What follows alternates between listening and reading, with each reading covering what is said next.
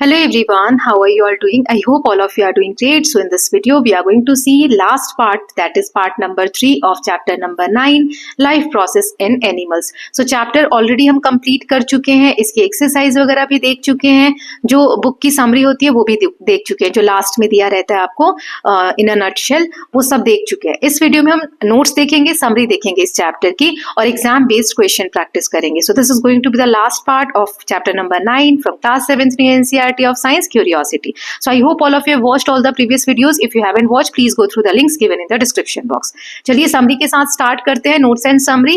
So let us just see. First topic is introduction to life process. Life process क्या होता है? वो सारे events जो जीवन को जीने में, किसी भी जीव को survive करने में help करते हैं.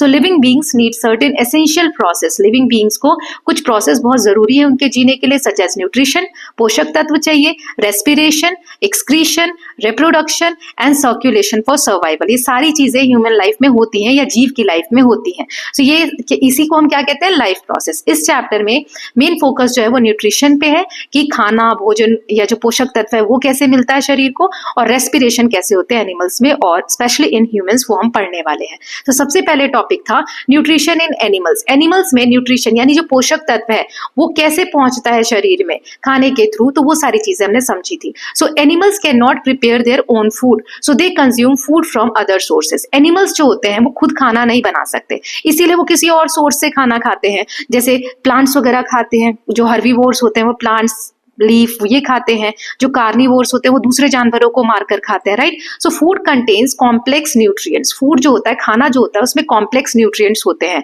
जो हमारे शरीर को चाहिए. जैसे कार्बोहाइड्रेट्स कॉम्प्लेक्स है, कार्बोहाइड्रेट ब्रेक डाउन होता है, टूटता है, तो उससे स्टार्च वगैरह जो होता है, जो हमें न्यूट्रिएंट्स चाहिए होते हैं, हमारी बॉडी को मिलते हैं. Okay, so carbohydrates, proteins, fat which must be broken down, इनको पहले तोड़ना पड़ता है, ये टूटते हैं, ब्रेक डाउन होते हैं सिंपलर फॉर्म में, तब जाके हमारी बॉडी जो है उसको it can use them. Okay, now next is ये डाइजेशन. जो न्यूट्रिएंट्स अभी मैंने बोला कॉम्प्लेक्स न्यूट्रिएंट्स है, उनको टूटने का काम, खाना जो हमारे शरीर को मिलता है वो कैसे पहुंचता है, उसके बारे में अब डाइजेशन इन ह्यूमंस में हम पढ़ेंगे. सो digestion occur inside the elementary कनाल. पूरा मुंह से लेकर और जो हमारा डाइजेस्टिव सिस्टम है पूरा, वो सब एलिमेंट्री कनाल का पार्ट होता है. एक लॉन्ग ट्यूब की तरह होता है जो माउथ से लेके एनस तक ये स्ट्रेच रहता है. As food moves through this canal, digestive juices break it down. जैसे जैसे खाना आगे बढ़ता जाता है इस फूड कनाल में, और डाइजेस्टिव जूस जो होते हैं, मैंने बताया था माउथ में सलाइवा होता है तो वो फूड को ब्रेक डाउन करता है. ऐसे ही पेट में भी जूसेस होते हैं.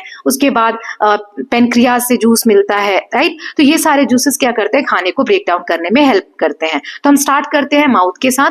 सो food is chewed and broken into smaller pieces by teeth. तो दांत से हम खाने को चबाते हैं और छोटे छोटे टुकड़ों में उसको तोड़ देते हैं, उसे हम मैकेनिकल डाइजेशन कहते हैं. फिर जो लार होता है हमारे मुंह में, सलाइवा जिसे कहते हैं, इसमें एंजाइम्स होते हैं जो खाने में स्टार्च होता है उसको वो तोड़कर सिंपल फॉर्म जो शुगर होता है उसमें कन्वर्ट कर देते हैं. इसीलिए चावल वैसे तो नॉर्मल लगता है, लेकिन जैसे जैसे हम चावल को चबाकर खाते हैं वो मीठा लगने लगता है ना, sweet after chewing for some time. Then अब खाना मुंह में चबाने के बाद फूड पाइप, जिसे हम इसोफेगस कहते हैं, उसके थ्रू टंग जो है खाने को, जीभ जो है खाने को पुश करती है उस पाइप में, इसोफेगस में.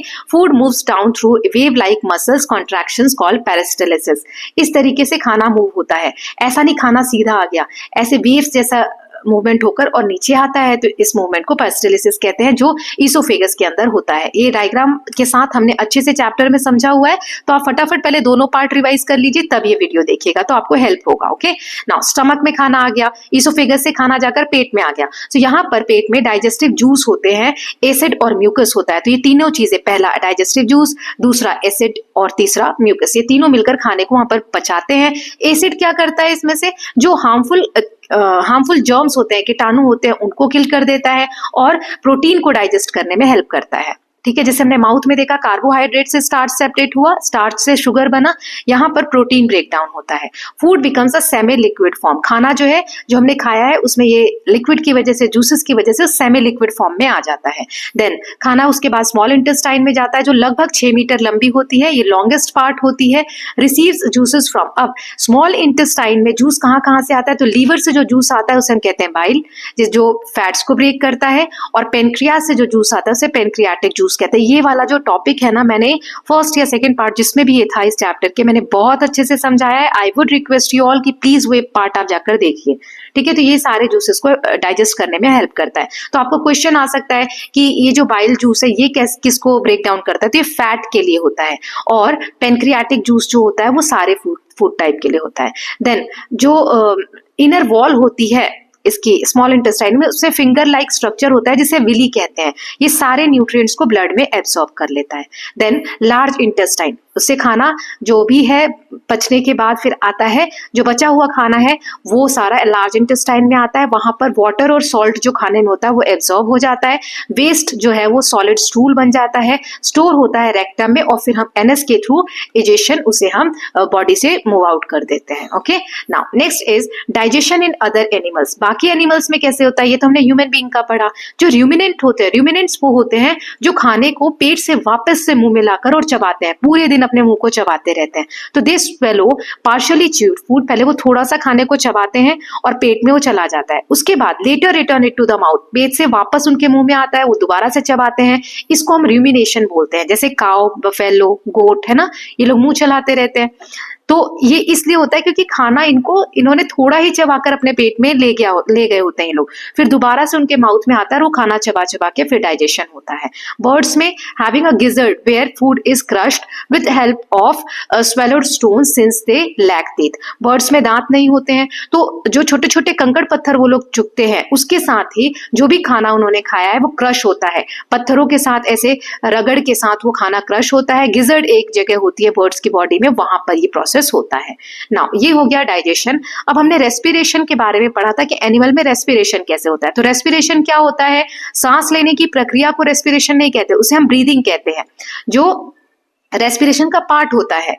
Respiration provides energy from food using oxygen. जब हम सांस लेते हैं तो ऑक्सीजन हम बॉडी में इनहेल करते हैं और कार्बन डाइऑक्साइड बाहर छोड़ते हैं। तो जो ऑक्सीजन है वो हेल्प करता है जो भी खाना हमने खाया है उसको पचाने में, तो उसी को रेस्पिरेशन कहते हैं। Respiration provides energy from food using oxygen. ये इंक्लूड करता है breathing and gas exchange. Okay, now next is respiration in humans. तो वही मैंने जो आपको बताया breathing mechanism. Air enters through nostril. Nostril से जो हवा है वो हमारे बॉडी में ट्रैवल करती है या एंटर करती है। नेसल पैसेज से होते हुए विंड पाइप से लेकर लंग्स तक जाती है। लंग्स के अंदर एयर जब पहुंचती है तो वहां पे छोटे छोटे एयर सैक्स होते हैं जिसे हम एल्वियोलाई बोलते हैं। इनहेलेशन प्रोसेस होता है जिसमें रिब्स जो है, जो हमारे सीने पे जो हड्डियां होती हैं, रिबकेज होता है, वो मूव करता है ऊपर की तरफ, और डायफ्राम जो है वो नीचे की तरफ मूव करता है, जिसकी वजह से बीच में स्पेस ज्यादा होता है, चेस्ट एक्सपैंड होता है। और एक्सहेलेशन के बाद वक्त क्या होता है, रिब्स जो है मूव डाउन करती हैं, डायफ्राम जो है अप मूव करता है, जिसकी वजह से ये स्पेस कम होता है और चेस्ट कॉन्ट्रैक्ट होता है और सारी जो हवा है वो हम सांस छोड़ते वक्त बाहर छोड़ देते हैं। देन रेस्पिरेशन इन ह्यूमन में सेकंड था गैस एक्सचेंज। ऑक्सीजन जो एल्वियोलाई होता है उससे हमारे ब्लड में एंटर करता है, और कार्बन डाइऑक्साइड जो होता है वो from blood it enters alveoli and is exhaled. उसको हम एक्सहेलेशन में बॉडी से बाहर थ्रो कर देते हैं। सेल्यूलर रेस्पिरेशन क्या होता है? ऑक्सीजन हेल्प करती है ब्रेक डाउन करने में ग्लूकोज को, और इससे हमें एनर्जी मिलती है। रेस्पिरेशन के प्रोसेस में हमने यही देखा था, कार्बन डाइऑक्साइड और वाटर भी मिलता है। देन इक्वेशन इसका क्या होगा? Glucose plus oxygen. ग्लूकोज के साथ ऑक्सीजन मिलता है तो कार्बन डाइऑक्साइड बनता है, वाटर बनता है और एनर्जी बनती है जो हमारी बॉडी को मिलती है। Okay, now next is respiration in other animals. बाकी के जो एनिमल्स होते हैं उनमें रेस्पिरेशन कैसे होता है तो उसके बारे में यहाँ दिया हुआ है, मैंने यहाँ पे टेबल फॉर्मेट में दे दिया। जैसे मैमल्स वो लंग्स के थ्रू ब्रीथ करते हैं या फिर रेस्पिरेशन करते हैं, जैसे human and cow. Then fish ये गिल्स के थ्रू ब्रीथ करते हैं, फिशेस का एग्जांपल हो गया। एम्फीबियंस जैसे फ्रॉग, ये हमने देखा था जब धरती पे रहते हैं, लैंड वाले पार्ट पे रहते हैं तो ये लंग से, स्किन से ब्रीथ करते हैं, और जब यंग होते हैं, टेडपोल्स होते हैं तो गिल से करते हैं। अर्थवॉर्म का हमने देखा था, उनकी जो स्किन होती है उससे वो ब्रीदिंग प्रोसेस करते हैं। देन सर्कुलेटरी सपोर्ट हमने देखा था कि ब्लड जो सर्कुलेट होती है हमारी पूरी बॉडी में एक जगह से दूसरी जगह, आर्टरीज, वेन्स के थ्रू, तो वो न्यूट्रिएंट्स और ऑक्सीजन को हमारे हर एक सेल में, बॉडी का जो सेल है उसमें ये ट्रांसपोर्ट करती है और वेस्ट को रिमूव करती है। हार्ट जो है वो पंप करता है ब्लड को थ्रू वेसल्स। हार्ट से ब्लड पूरी बॉडी में सर्कुलेट होता है। सो ब्लड, हार्ट और ये जो वेसल्स है है ना, ये हेल्प करते हैं पूरे सर्कुलेटरी मोशन को रन करने में। यहाँ पे की डिफरेंसेस दिए हैं। ब्रीदिंग और रेस्पिरेशन में क्या अंतर है मैं ऑलरेडी आपको बताई। ब्रीदिंग मतलब ये फिजिकल प्रोसेस है जिसमें इनहेल और एक्सहेल होता है एयर। रेस्पिरेशन क्या है, केमिकल ब्रेकडाउन होता है जिसमें ग्लूकोज जो है वो एनर्जी रिलीज करते हैं हमारी सेल के अंदर। सेल क्या होता है, छोटे छोटे सेल्स होते हैं जिससे मिलकर टिश्यू बनते हैं, टिश्यू से मिलकर ऑर्गन बनते हैं और ऑर्गन से मिलकर हमारी बॉडी बनती है। ओके, सो ह्यूमन बीइंग का सबसे छोटा एक फंडामेंटल यूनिट हम बोल सकते हैं बॉडी का, वो होता है सेल। ओके, नाउ इसमें कंक्लूजन क्या है, एनिमल को न्यूट्रिशन और रेस्पिरेशन की जरूरत होती है सर्वाइवल के लिए। डाइजेशन क्या प्रोसेस है जिसमें खाने को हम ब्रेक करते हैं जिससे कि न्यूट्रिएंट्स को हम यूजेबल फॉर्म में कन्वर्ट कर सके। वाइल रेस्पिरेशन क्या करता है, ये ऑक्सीजन यूज करता है एनर्जी रिलीज करने के लिए। किससे एनर्जी रिलीज करता है, फूड से। Different animals evolve different system suited to their environment for respiration and digestion. So ये हो गई चैप्टर की समरी। अब हम ऑब्जेक्टिव क्वेश्चंस देख लेते हैं, उसके बाद शॉर्ट आंसर और long answer fill in the blanks वगैरह देखेंगे। सो ये एमसीक्यू से स्टार्ट करते हैं। पहला है process of breaking complex food into simpler substances. इस प्रोसेस को हम क्या कहते हैं, एब्जॉर्प्शन, डाइजेशन, इजेशन या excretion. The tube that carries food from mouth to stomach, जो ट्यूब है जो माउथ से स्टमक को जोड़ती है उसे क्या कहते हैं, माउथ से खाना लेकर पेट तक पहुंचाती है। विंड पाइप, गिजर्ड, इसोफेगस या alveoli. Then which substance is responsible for sweet taste of chewed chapati? चपाती जब हम चबाते हैं तो बाद में मीठा टेस्ट आने लगता है, तो किसकी वजह से आता है, प्रोटीन, फैट, शुगर या स्टार्च। तो इनके आंसर देख लेते हैं। पहला है डाइजेशन के प्रोसेस है जिसमें कॉम्प्लेक्स फूड सब्सटेंसेस जो है उसे सिंपलर सब्सटेंस में तोड़ा जाता है। इसोफेगस वो ट्यूब है जो माउथ से लेकर स्टमक तक जुड़ी होती है। देन किस वजह से स्वीट टेस्ट आता है रोटी का चबाने के बाद, शुगर की वजह से। ओके, सलाइवा में एंजाइम होता है जो स्टार्च को ब्रेक डाउन करता है। देखो यहाँ पे स्टार्च भी दिया है तो आपको कंफ्यूज नहीं होना है ना, स्टार्च को ब्रेक डाउन करके शुगर फॉर्म में जब कन्वर्ट होता है इसलिए खाना हमें चबाने के बाद मीठा लगने लगता है थोड़ी देर के बाद। ओके, नाउ नेक्स्ट 3 देख लेते हैं। So food moves down the oesophagus because of, oesophagus से नीचे की तरफ जब फूड जाता है तो किस लिए जाता है, ब्रीदिंग की प्रोसेस से या पेरिस्टालिसिस से, ब्लड प्रेशर से या हार्ट बीट की वजह से। The stomach contain acid mainly to, जो पेट में एसिड होता है वो क्यों होता है, एब्जॉर्ब वाटर को एब्जॉर्ब करने के लिए, हार्मफुल जर्म्स को किल करने के लिए, ऑक्सीजन प्रोड्यूस करने के लिए या फूड को स्टोर करने के लिए। लॉन्गेस्ट पार्ट कौन सा है पूरी एलिमेंट्री कैनाल का, stomach, large intestine, small intestine या लिवर। तो इसके आंसर्स देख लेते हैं। तो ये वाला मूवमेंट पेरिस्टालिसिस मूवमेंट हमने देखा था, इसोफेगस को खाना जो है उसमें रिदमिक वेव लाइक मूवमेंट में नीचे पेट तक पहुंचाता है। स्टमक में जो एसिड होते हैं वो हार्मफुल जर्म्स को किल करने के लिए होते हैं, 20 का आंसर है। देन लॉन्गेस्ट पार्ट जो एलिमेंट्री कैनाल का है वो स्मॉल इंटेस्टाइन है। स्मॉल नाम पे मत जाना, नाम है स्मॉल इंटेस्टाइन लेकिन ये सबसे बड़ा जो बॉडी पार्ट होता है हमारे एलिमेंट्री कैनाल में वो होता है। ओके, नाउ नेक्स्ट 3 देख लेते हैं। The inner wall of small intestine, उसमें एक फिंगर लाइक स्ट्रक्चर होता है, उसे हम क्या कहते हैं, टीथ, विली, बोन्स या cartilages. Then the liver produce करता है डाइजेस्टिव जूस, उसको हम क्या कहते हैं, सलाइवा, बाइल, म्यूकस या pancreatic juice. The process of removal of undigested waste from body, जो खाना नहीं पचा या जो काम का नहीं है, जिसमें न्यूट्रिशन नहीं है, जो वेस्ट प्रोडक्ट है उसको हम बॉडी से बाहर रिमूव करते हैं, उस प्रोसेस को क्या कहते हैं, रेस्पिरेशन, एब्जॉर्प्शन, इजेशन या सर्कुलेशन। तो तीनों के आंसर देख लेते हैं। तो सबसे पहले फिंगर लाइक जो क्रिएचर होता है स्मॉल इंटेस्टाइन में, उसे विली कहते हैं। ये इंक्रीज करते हैं सरफेस एरिया को और न्यूट्रिशन को एब्जॉर्ब करने में हेल्प करते हैं। लिवर से जो जूस मिलता है उसे बाइल बोलते हैं, which helps break down fats into smaller droplets, making them easier to digest. Removal of undigested food is known as egestion. C वाला इसका करेक्ट आंसर है। Then next 3 है, animals like cows and buffaloes are called ruminants. इन्हें हम ruminants कहते हैं, क्यों, because they fly, because bring back swallowed food, निगले हुए खाने को वापस लाते हैं, इनके पास गिल्स होती हैं या they do not chew food. Now birds जो है क्रश करते हैं फूड यूजिंग स्पेशल स्ट्रक्चर, क्या होता है वो, हार्ट, विली, गिजर्ड या विंड पाइप।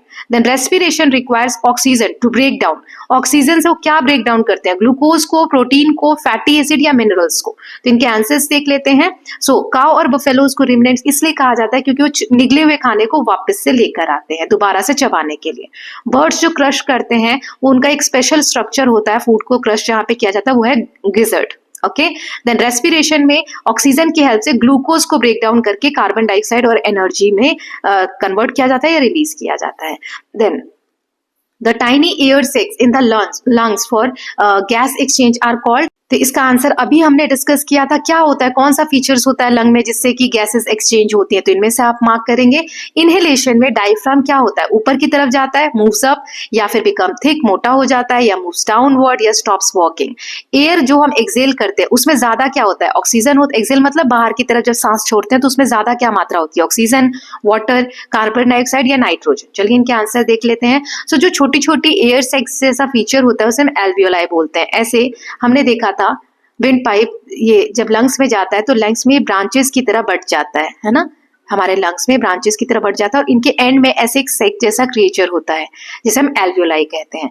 इनहेलेशन में डायफ्राम जो है, सांस अंदर ले रहे हैं तो डायफ्राम नीचे की तरफ जाएगा ताकि उसमें स्पेस जो है वो बढ़ जाए, ठीक है। नाउ एयर वी एक्सेल, उसमें ज्यादा क्या होता है, कार्बन डाइऑक्साइड होता है। सांस जब हम छोड़ते हैं तो उसमें कार्बन डाइऑक्साइड की मात्रा ज्यादा होती है। Now the breathing organ in fish, fish में जो सांस लेने का ऑर्गन है वो कौन सा है, पहला दिया है स्किन, गिल्स, लंग्स या स्फेरिकल्स। क्या होता है, टेडपोल्स ब्रीथ थ्रू, टेडपोल्स यानी जो फ्रॉग्स अभी डेवलप नहीं हुए पूरी तरीके से, वो कैसे ब्रीथ करते हैं, स्किन से, गिल से, लंग से, माउथ से। ब्लड हेल्प करते हैं क्या ट्रांसपोर्ट करने में बॉडी में, clothes, nutrition, nutrients and oxygen, bones या लाइट। तो इनके आंसर्स देख लेते हैं। ब्रीदिंग ऑर्गन जो फिश में उसे हम गिल्स कहते हैं। टेडपोल्स जो है वो किससे लेते हैं, गिल्स के थ्रू ब्रीदिंग करते हैं। और जब फ्रॉग्स डेवलप हो जाते हैं, जब वो लैंड पाते हैं तो स्किन से या लंग से जो है ब्रीदिंग करते हैं। ब्लड्स जो ट्रांसपोर्ट करते हैं वो है न्यूट्रिएंट्स और ऑक्सीजन को पूरे बॉडीज में। ओके, नाउ दो क्वेश्चन और हैं। ब्रीदिंग क्या है, केमिकल प्रोसेस है, फिजिकल प्रोसेस है, मैग्नेटिक प्रोसेस या इलेक्ट्रिकल प्रोसेस है। इलेक्ट्रिसिटी से तो होता नहीं, इलेक्ट्रिकल नहीं है, मैग्नेट की हेल्प नहीं लगती सांस लेने में, राइट। क्या है इन दोनों में से बताइए। Then respiration is a physical process, chemical process, cutting process या मैकेनिकल प्रोसेस। तो दोनों हमने अभी समरी में भी डिस्कस किया था। ब्रीदिंग जो है फिजिकल प्रोसेस है जिसमें एयर को हम अंदर इनहेल करते हैं और छोड़ते हैं तो उसे हम एक्सहेल कहते हैं। और केमिकल प्रोसेस है रेस्पिरेशन जिसमें कि ब्रेक डाउन होता है ग्लूकोज ऑक्सीजन के साथ मिलकर और इससे एनर्जी, कार्बन डाइऑक्साइड और वाटर जो है वो रिलीज होता है। Okay, so with this we are done with the MCQs type question. Now fill in the blanks देख लेंगे। ये भी मैंने 20 लिए हैं, 20 हर क्वेश्चंस लिए हैं, सिर्फ लॉन्ग क्वेश्चंस 20 नहीं लिए हैं। सो पहला इसमें है, एनिमल डिपेंड होते हैं on dash for food because they can not make their own food. Animals खुद अपना खाना नहीं बना सकते तो किस पे डिपेंड होते हैं। The process in which food is taken into body is called the muscular movement, जो पुश करती है खाने को डाइजेस्टिव ट्रैक में, उसे क्या कहते हैं। Stomach produces mucus, digestive juice and dash, क्या और प्रोड्यूस करती है डाइजेशन के लिए, पेट में क्या और प्रोड्यूस होता है। Liver is largest dash organ in human body. तो इनके आंसर्स देख लेते हैं। So animal depends on plants for their food. Then जो खाना हम अपनी बॉडी में इंसर्ट करते हैं, खाते हैं, उसे हम इंजेक्शन बोलते हैं उस प्रोसेस को। ओके, नाउ मस्कुलर मूवमेंट जो वेव लाइक होता है उसे हम पेरिस्टाल्सिस बोलते हैं। देन पेरिस्टाल्सिस बोलते हैं। देन स्टमक में म्यूकस, डाइजेस्टिव जूस और एसिड प्रोड्यूस होता है। लार्जेस्ट डाइजेस्टिव ऑर्गन जो है वो लिवर है। यहाँ पर आप स्मॉल इंटेस्टाइन से कंफ्यूज मत होना। स्मॉल इंटेस्टाइन लार्जेस्ट पार्ट है एलिमेंट्री कनाल का। Okay, now next is the pancreas release. Pancreas से कौन सा जूस रिलीज होता है जो कार्बोहाइड्रेट, फैट सभी को डाइजेस्ट करने में हेल्प करता है। फिंगर लाइन स्ट्रक्चर जो होते हैं स्मॉल इंटेस्टाइन में, उनको हम क्या कहते हैं। Water and mineral from undigested food, ये कहाँ पर एब्सॉर्ब होते हैं, स्मॉल या लार्ज इंटेस्टाइन में। Final removal of solid waste from body, इसको हम क्या बोलते हैं प्रोसेस को। एनिमल जो काओ च्यू करते हैं अपने फूड को दोबारा से, उस प्रोसेस को हम क्या कहते हैं। तो इनके आंसर्स देख लेते हैं। पेनक्रिया से पेनक्रियाटिक जूस मिलता है। फिंगर लाइक स्ट्रक्चर जो होते हैं विली बोलते हैं। ये लार्ज इंटेस्टाइन में नमक और पानी जो होता है, वाटर और मिनरल्स जो होता है एब्जॉर्ब होता है। Final removal of waste from body से डाइजेशन कहते हैं। इस प्रोसेस को जो जानवर दोबारा से अपना खाना चबाते हैं उसे हम रूमिनेशन बोलते हैं या उनको रूमिनेंट्स बोलते हैं। Now next is the organ that helps bird crush food because they do not have teeth is called. किस ऑर्गन से जो बर्ड्स के अंदर खाना है वो डाइजेस्ट होता है, क्योंकि उनके दांत तो होते नहीं है, वो बताना है। Exchange of oxygen and carbon dioxide वो कहाँ पर होता है ह्यूमन बॉडी में। Movement of diaphragm during exhalation, exhalation सांस जब छोड़ते हो तो डायफ्राम ऊपर की तरफ मूव होता है कि नीचे की तरफ। The frog breathes through its skin when it is जब वो क्या होता है, बड़ा होता है या छोटा होता है? The gas required for respiration is dash and the dash gas is release. Release is जो गैस हम लेते हैं सांस लेते वक्त और छोड़ते हैं सांस छोड़ते वक्त, वो बताना है। तो इनके आंसर्स देख लेते हैं। सो बर्ड जो फूड क्रश करती है वो गिजर्ड में करती है। ऑक्सीजन और कार्बन डाइऑक्साइड एल्वियोलाई में एक्सचेंज होते हैं। मूवमेंट ऑफ डायफ्राम एक्सकेलेशन में अपवर्ड मूवमेंट होता है। फ्रॉग जो ब्रीथ करता है स्किन से वो अंडर वाटर करता है। Then gas required for respiration is oxygen और released is carbon dioxide. Now next 16th है द इक्वेशन ऑफ रेस्पिरेशन। रेस्पिरेशन की इक्वेशन क्या इंक्लूड करती है? Glucose, oxygen, energy, water and dash. छोटे छोटे ब्लड वेसल्स जो होते हैं ये एक्सचेंज करते हैं गैसेस किसके बीच में? बॉडी और body tissue are called dash. Circulatory system transport करते हैं nutrients and dash to every cell of the body. Body carry करती है oxygen in is called dash blood, while blood carrying carbon dioxide is called dash blood. Respiration in which oxygen is used to break down food is known as dash respiration. चलिए इनके answers देख लेते हैं। तो इस equation में carbon dioxide भी आता है रेस्पिरेशन के प्रोसेस में, इक्वेशन जो हम लिखते हैं। देन टाइनी ब्लड वेसल्स जो गैसेस एक्सचेंज करते हैं between blood and body tissue, ये है कैपिलरीज। ओके, सर्कुलेटरी सिस्टम हमारी बॉडी में, पूरी बॉडी में क्या क्या ट्रांसपोर्ट करते हैं? Nutrients and oxygen. Okay, now blood carrying oxygen is called oxygenated blood and blood carrying carbon dioxide is called deoxygenated blood. Now food is known as aerobic respiration, जिसमें oxygen use हो रहा है खाने को तोड़ने के लिए, उसे हम कहते हैं एरोबिक रेस्पिरेशन। ओके, नाउ ये हो गए हमारे फिल इन द ब्लैंक्स। अब हम शॉर्ट क्वेश्चन आंसर्स देखेंगे। तो यहाँ क्वेश्चन की लिस्ट आप देख सकते हो, 10 ये रहे और 10 ये रहे, टोटल 20 क्वेश्चन है। सो आई होप आप पॉज करके लिखेंगे। बहुत कम बच्चे लिखते हैं। आप लोग लिखकर और जो आंसर शीट है आपकी वो आप मुझे ईमेल कर सकते हैं, है ना। ऑफिशियल मेल आईडी मेंशन है, उस पर आप मेल कर सकते हैं। मैं आपकी कॉपीज चेक करके आपको मार्क्स भी भेज दूंगी। तो जो बच्चे चाहते हैं कि मैं उनकी कॉपीज चेक करूं, they can write their answer and send me the images of the copies on the email. Okay, अब उसके बाद आप मुझे कमेंट सेक्शन में बता भी देंगे कि मैम मैंने आंसर सेंड किया है। तो कमेंट सेक्शन में लिखा होगा जिन बच्चों का नाम, तो मैं वहां जाके चेक करूंगी। ओके, आप अपना नाम और ये बता दीजिएगा कि आपने आंसर सेंड किया है। Okay, now let's see question number 1 से स्टार्ट करते हैं। So why do animals require digestive system instead of absorbing food directly? हमारी बॉडी को या एनिमल्स को डाइजेस्टिव सिस्टम की जरूरत क्यों पड़ती है? खाने को एब्जॉर्ब डायरेक्टली क्यों नहीं करते वो लोग? सो एनिमल जो है वो कॉम्प्लेक्स फूड खाते हैं, जिसमें जो न्यूट्रिएंट्स होते हैं वो कॉम्प्लेक्स स्ट्रक्चर में होते हैं, इसीलिए उनको डायरेक्टली एब्जॉर्ब नहीं किया जा सकता। So digestive system break down करते हैं फूड को, ये कॉम्प्लेक्स फूड को सिंपलर फॉर्म में, जैसे शुगर फॉर्म में, एमिनो एसिड, फैटी एसिड, ताकि बॉडी जो है उन्हें एब्जॉर्ब कर सके and use them for energy, growth and repair. Then how does saliva help in digestion of food? Saliva कैसे हेल्प करता है फूड को डाइजेस्ट करने में? इसमें एक एंजाइम होता है जो डाइजेशन प्रोसेस जो स्टार्च का होता है उसको शुरुआत करता है, शुगर में कन्वर्ट करता है, खाने को मॉइस्ट एंड सॉफ्ट करता है ताकि आसानी से स्वेलो हो सके, निगल सके हम खाने को, और मिक्स करता है फूड को properly during chewing. Now next is what is the role of tongue? जीभ का क्या रोल है खाने को चबाने में? सो टंग हेल्प करता है फूड को सलाइवा के साथ मिक्स करने में, और सॉफ्ट बॉल कॉल्ड बुलस, जैसा जो हम निवाला बोलते हैं ना, जैसे खाना चबाते हैं, बॉल जैसा जो मूवमेंट होता है मुंह में चबाते वक्त, वो क्रिएट करने में जीभ हेल्प करता है। और फिर जब खाना हम चबा लेते हैं तो उसको पुश करता है towards the back of mouth into the oesophagus for swelling. फिर नीचे पेट की तरफ जाने के लिए खाने को ईसोफेगस जो फूड पाइप है उसमें जीभ ही है जो खाने को पुश करती है।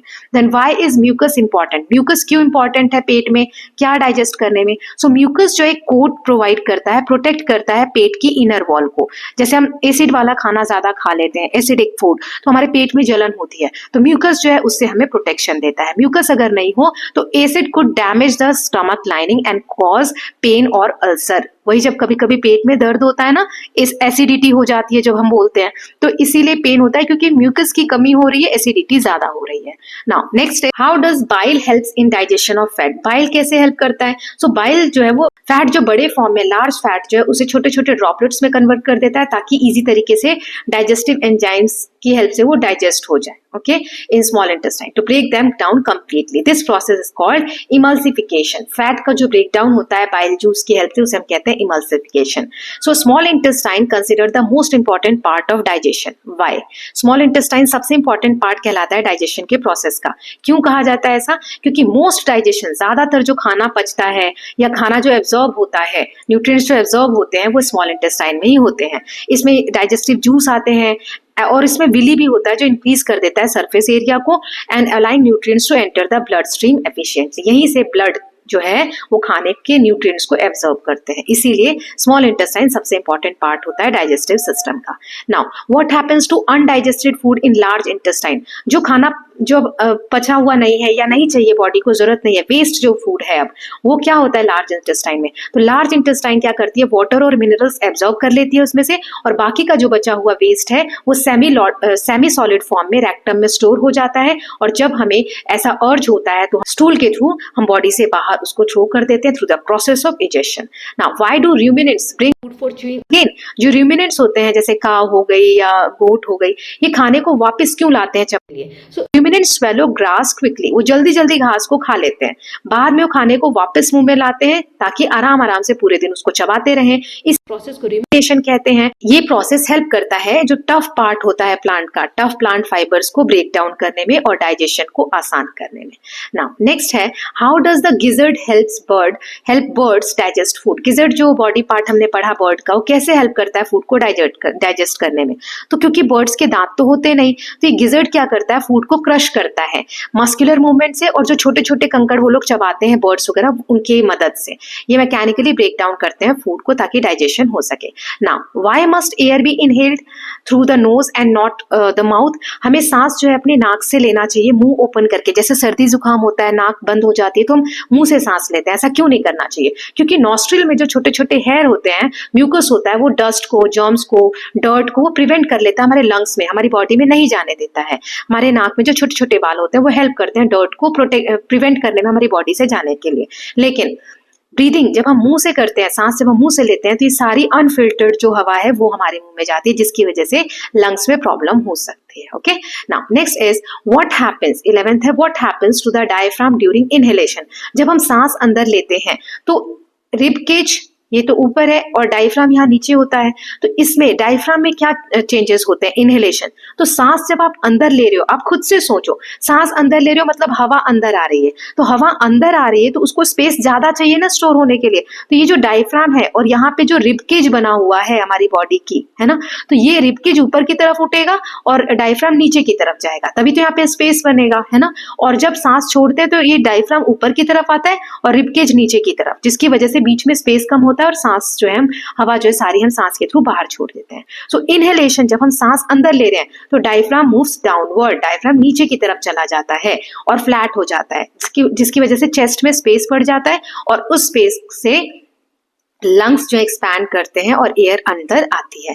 Now why does lime water turn milky when exhaled air is passes through it? हमने देखा था लाइम वाटर, चूने का पानी अगर हम लेते हैं और उसमें स्ट्रॉ से पाइप के थ्रू हम फूकते हैं, अपने मुंह की जो हवा है उसमें डालते हैं, तो वो मिल्की व्हाइट कलर का हो जाता है. क्यों? क्योंकि जब हम सांस छोड़ते हैं, एक्सहेल्ड एयर जब सांस छोड़ते हैं, वो वाली जो हवा होती है उसमें कार्बन डाइऑक्साइड ज्यादा होती है. कार्बन डाइऑक्साइड हमें पता है लाइम वाटर के साथ रिएक्ट करता है और व्हाइट मिल्की कलर उसको देता है पानी को, है ना. सो it proves that CO2 is present in exhaled air in large amount. Okay. Now, how does oxygen reach body cells after entering lungs? Oxygen lungs में आई, है ना, ऐसे एंटर होके विंड पाइप से और लंग्स में आई ऑक्सीजन. अब ये बॉडी पार्ट्स में कैसे जाती है? तो हमने देखा था यहाँ एल्वियोलाई होता है, so oxygen moves from alveoli into the blood. Blood vessels carry oxygen rich blood throughout the body, delivering oxygen to cells for releasing energy. So blood vessels जो है एल्वियोलाई से ये कैरी करके oxygen को हमारे body parts में पहुंचाते हैं, जिससे कि एनर्जी रिलीज होती है. Now why is respiration necessary for survival? Respiration क्यों जरूरी है सर्वाइवल के लिए? क्योंकि रेस्पिरेशन से एनर्जी रिलीज होती है खाने को ब्रेक डाउन करके, ऑक्सीजन का यूज करके. So energy is required for movement, growth, body repair, thinking and all life function.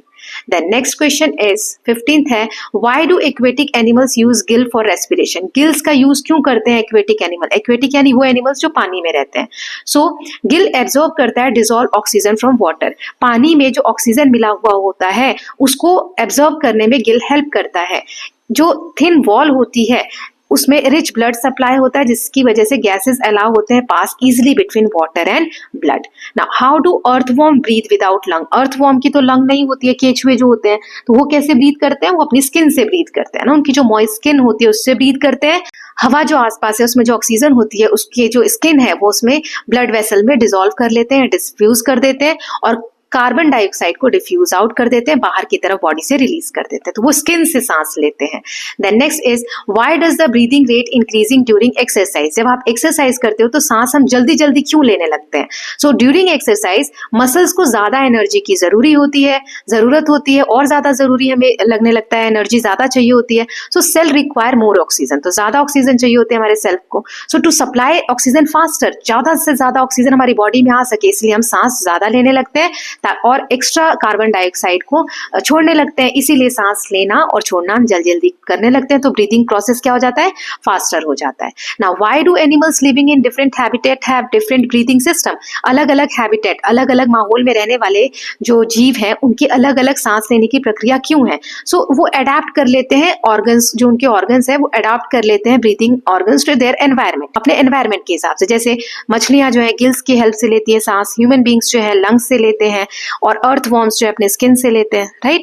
Now next is how does the circulatory system support respiration? Circulatory system ही तो help करता है. कैसे support करता है रेस्पिरेशन के प्रोसेस में? तो ये जो ऑक्सीजन हमने बॉडी में लिया उसको ट्रांसपोर्ट करना लंग्स से पूरी बॉडी में और कार्बन डाइऑक्साइड पूरी बॉडी से वापस लंग्स तक लाना, ये रिमूवल और मेंटेनिंग रेस्पिरेशन साइकिल ये कौन करता है? सर्कुलेटरी सिस्टम ही करता है. Now why is breathing considered a physical process while respiration is a chemical process? Breathing को हम फिजिकल प्रोसेस कहते हैं और रेस्पिरेशन को केमिकल प्रोसेस. ऐसा क्यों? क्योंकि breathing only moves air in and out of body, so it is physical. ये हम फिजिकली परफॉर्म कर रहे हैं, हवा को अंदर ले रहे हैं सांस लेते वक्त और छोड़ रहे हैं सांस छोड़ते वक्त. लेकिन रेस्पिरेशन में बॉडी के अंदर केमिकल प्रोसेस होता है जिसमें खाना जो है वो ग्लूकोज के फॉर्म में टूटता है ऑक्सीजन की हेल्प से और इससे एनर्जी रिलीज होता है, इसीलिए इसको हम केमिकल प्रोसेस बोलते हैं. तो ये टोटल 20 क्वेश्चन थे. शॉर्ट क्वेश्चन हमने देख लिए. नाउ लॉन्ग क्वेश्चन देख लेते हैं. ये मैंने 6 लिए हैं, यहाँ पर आप 6 क्वेश्चंस देख सकते हैं. ट्राई करोगे खुद से लिखने का, फिर आंसर्स देखोगे. ओके. सो पहला देख लेते हैं. हमें कंप्लीट जर्नी बतानी है फूड की ह्यूमन डाइजेस्टिव सिस्टम में, फंक्शंस बताने हर ऑर्गन के. ओके. फूड जो है वो माउथ से एंटर होता है और टीथ इसे चबाते हैं और स्लाइवा से डाइजेशन की शुरुआत होती है. टंग जो है वो खाने को पुश करते हैं इसोफेगस में. किस प्रोसेस से? पेरिस्टालसिस. खाना पेट तक पहुंचता है. पेट में एसिड, डाइजेस्टिव जूस और म्यूकस भी होता है जिसकी वजह से खाना पार्शियली यहाँ पर डाइजेस्ट हो जाता है. फूड फिर स्मॉल इंटेस्टाइन में जाता है जहाँ एंजाइम्स होते हैं, बाइल होता है और पेनक्रियाटिक जूस होते हैं जिसकी वजह से डाइजेशन कंप्लीट होता है. और स्मॉल इंटेस्टाइन में ही फिंगर लाइक स्ट्रक्चर विली होते हैं जो न्यूट्रिएंट्स को ब्लड में एब्जॉर्ब करने में हेल्प करते हैं. फिर वाटर और मिनरल एब्जॉर्ब होता है लार्ज इंटेस्टाइन में और जो वेस्ट होता है वो रेक्टम में स्टोर होता है और एनएस के थ्रू एजेशन के प्रोसेस से बॉडी के बाहर चला जाता है.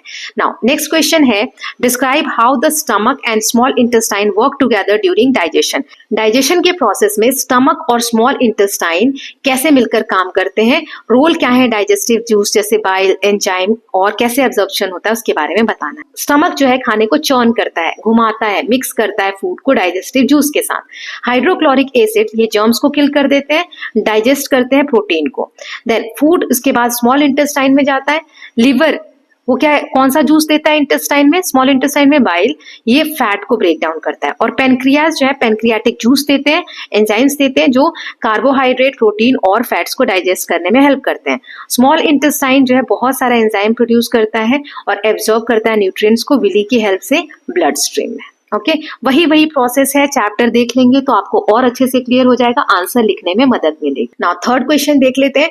Explain respiration in human in detail. मनुष्य में रेस्पिरेशन का जो प्रोसेस है उसको डिटेल में बताना है, ब्रीदिंग मैकेनिज्म बताना है, गैसेस कैसे एक्सचेंज होती हैं एल्वियोलाई में वो बताना है, और how oxygen is transported to body cells वो भी बताना है। सो एयर जो है नॉस्ट्रिल से एंटर करती है बॉडी में, लंग्स तक जाती है। इनहेलेशन में diaphragm move down and lungs expand.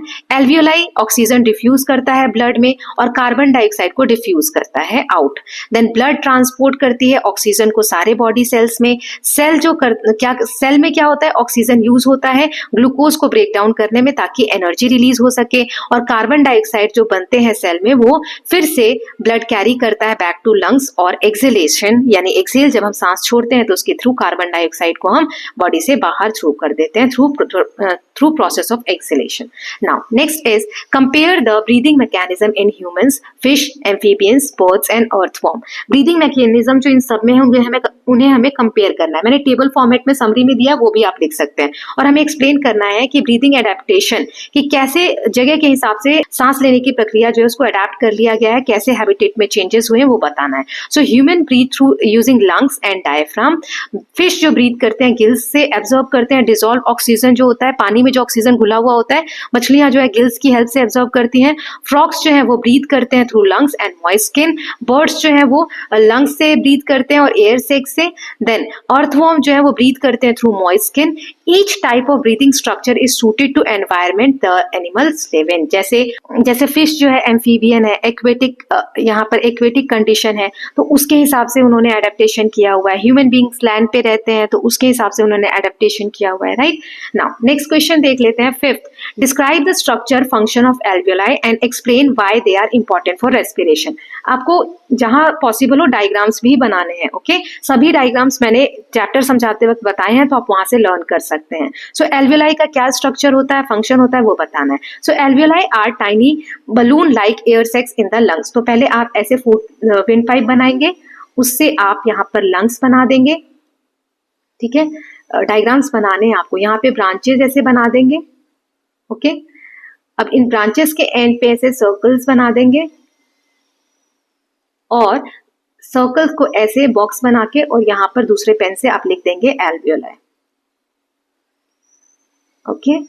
और इन्हें लिख देंगे लंग्स, इन्हें लिख देंगे विंड पाइप। ऐसे करके आपको डायग्राम्स क्रिएट करना है, विंड पाइप। नाउ इसमें थिन वॉल होते हैं एल्वियोलाई। अभी जो सर्कल है एल्वियोलाई का स्ट्रक्चर कैसा होता है, इसमें एक वॉल होता है surrounded by many blood capillaries. इसमें ब्लड कैपिलरीज होती हैं। अब आप ऐसे लिखेंगे, ये एल्वियोलाई वॉल, मैं शॉर्ट में लिख रही हूँ, इनको आप लिख देंगे कैपिलरीज, ये वाला। They provide a large surface area for gas exchange.